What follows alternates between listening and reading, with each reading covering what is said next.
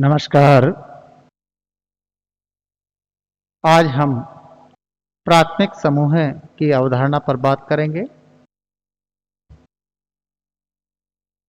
समाजशास्त्र में सामाजिक संबंधों के आधार पर समिति, समुदाय, संस्था, इसके साथ ही प्राथमिक समूह है जो कि सामाजिक संबंधों पर आधारित होती है, काफी महत्वपूर्ण है क्योंकि जिनमें घनिष्ठता की भावना होती है, आत्मीयता की भावना होती है, जिनमें शारीरिक समीपता होती है, वो प्राथमिक समूह होता है।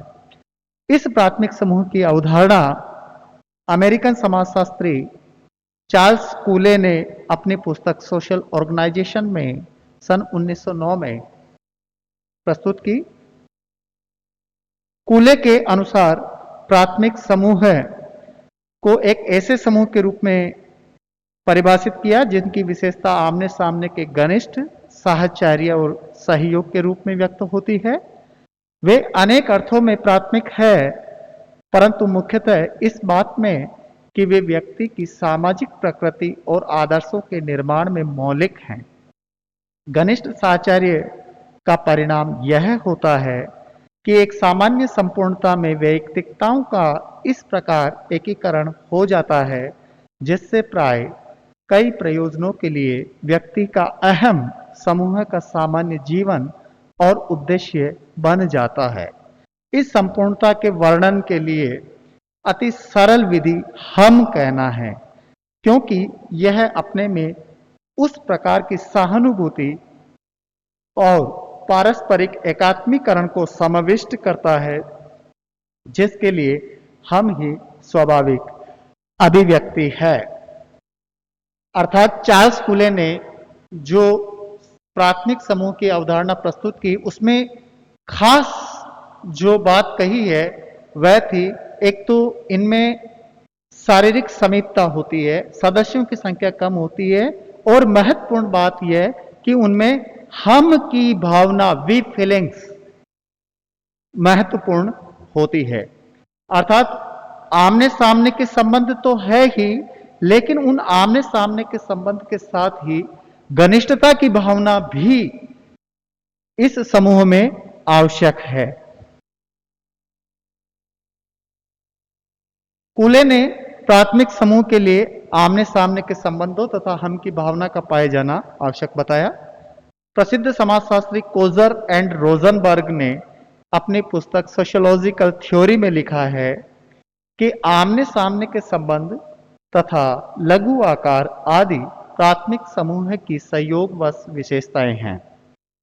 सामाजिक संबंधों का घनिष्ठ होना एक ऐसी आधारभूत विशेषता है जिसके बिना प्राथमिक समूह का निर्माण हो ही नहीं सकता।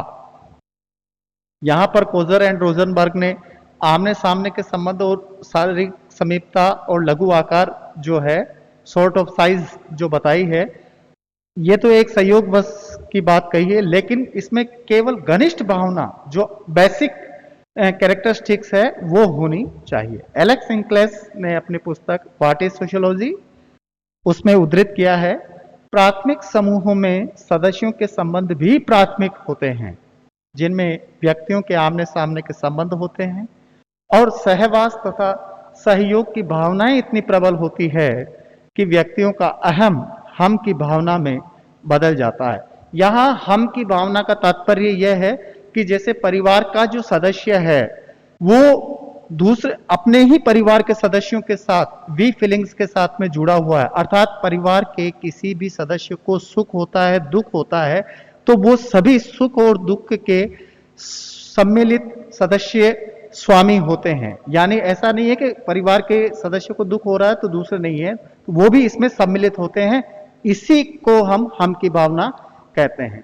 इसके साथ ही जैसे ग्रामीण समाज के अंदर हम देखते हैं, छोटे गांव के अंदर जो लोगों का अपने गांव के प्रति लगाव है, गांव के सभी सदस्यों को वह जानते हैं, और यही कारण है कि ग्रामीण वासी जो है एक दूसरे के साथ में वी फीलिंग्स के साथ जुड़े होते हैं, हम की भावना के आधार पर जुड़े होते हैं। किम्बाल यंग ने अपनी पुस्तक ए हैंडबुक ऑफ सोशल साइकोलॉजी में लिखा है कि परस्पर आमने सामने के संपर्क होते हैं और सभी व्यक्ति समरूप कार्य करते हैं। ये ऐसे केंद्र बिंदु है जहां व्यक्तित्व विकसित होता है। प्राथमिक समूह के लिए किम्बाल यंग ने लिखा था। और यदि हम सार रूप में बात करें तो इनमें घनिष्ठ संबंध होते हैं, व्यक्तियों की इच्छा की पूर्ति होती है। जैसे अब इनमें प्राथमिक समूह है के उदाहरण के रूप में जैसे परिवार है, पड़ोस है, मित्र मंडली है, नातेदारी समूह है, गांव है, अध्ययन समूह है, जनजाति परिषद आदि, ये सभी प्राथमिक समूह हैं। जब हम इसकी विशेषता के आधार पर बात करें तो यहां किंगस्ले डेविस ने दो विशेषताएं बताई है, भौतिक तथा आंतरिक। भौतिक विशेषता जो दिखाई दे रही है, शारीरिक समीपता। इसका तात्पर्य व्यक्ति के एक दूसरे के निकट होने के साथ साथ उठने बैठने, खाने पीने, साथ साथ पढ़ने तथा बातचीत करने से उनमें विचारों तथा भावनाओं का सरलता से आदान प्रदान होता है। समूह का लघु आकार, यानी कि समूह का आकार जितना छोटा होगा, सदस्यों में उतनी ही मात्रा में घनिष्ठता होगी। और तीसरी, संबंधों की अवधि, यानी संबंधों की अवधि जितनी अधिक होगी, घनिष्ठता की भावना भी उतनी ही प्रबल होगी। जैसे पिता और पुत्र का संबंध केवल कुछ समय के लिए नहीं होता है, वो आजीवन, आजन्म तक होता है। अर्थात व्यक्ति की मृत्यु के पश्चात ही वो संबंध समाप्त होता है, बाकी वो बनाए, यानी कि संबंधों की जो अवधि है वो दीर्घकालिक होती है। आंतरिक विशेषताओं की यदि हम बात करें तो इसमें प्राथमिक समूह के जो सदस्यों में है, उद्देश्यों की समानता देखने को मिलती है।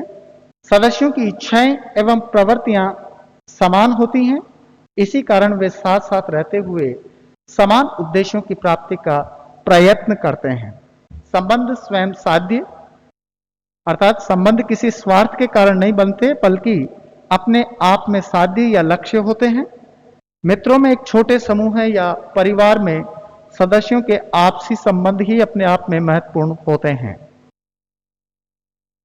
और तीसरी यदि हम बात करें, संबंध वैयक्तिक। वैयक्तिक का तात्पर्य है व्यक्ति व्यक्ति का संबंध है, यानी कोई भी व्यक्ति दूसरा व्यक्ति उस व्यक्ति का स्थान नहीं ले सकता है। जैसे हम यह कह सकते हैं कि जैसे एक पिता है और पिता का एक पुत्र है, उस पुत्र का स्थान कोई दूसरा व्यक्ति नहीं ले सकता है। यह संबंध वैयक्तिक है। संबंध संपूर्ण। प्राथमिक समूह में संपूर्णता का गुण पाया जाता है। ऐसे संबंध में व्यक्ति के जीवन का केवल एक पहलू नहीं आता, बल्कि व्यक्ति अपनी संपूर्णता के साथ में इसमें भाग लेता है।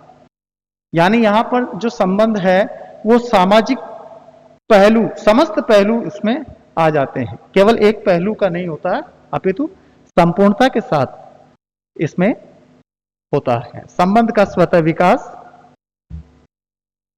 प्राथमिक समूह में किसी भी तरह का कोई दबाव नहीं डाला जा सकता है। कोई किसी को मित्र बनाने या किसी के प्रति श्रद्धा अथवा स्नेह रखने को बाध्य नहीं कर सकता है। यानी प्राथमिक समूह के लिए जबरदस्ती का संबंध नहीं होता है। यह संबंध जो है अनौपचारिक संबंध है। और छठी बात, प्राथमिक संबंधों की नियंत्रण शक्ति। प्राथमिक संबंधों के कारण ही परिवार या मित्र समूह अपने सदस्यों के व्यवहार सरलता से नियंत्रित कर सकता है। कई बार ऐसा भी होता है कि परिवार में माता पिता अपने बच्चों पर नियंत्रण नहीं रख पाते हैं, तो ऐसी स्थिति में उसके जो मित्र हैं वो मित्र की बात को टाल नहीं सकता है और मित्रों के द्वारा ही वो नियंत्रण में हो सकता है। तो ये प्राथमिक समूह की जो नियंत्रण शक्ति है वो काफी मजबूत होती है। आज तक बस इतना ही। बहुत बहुत धन्यवाद।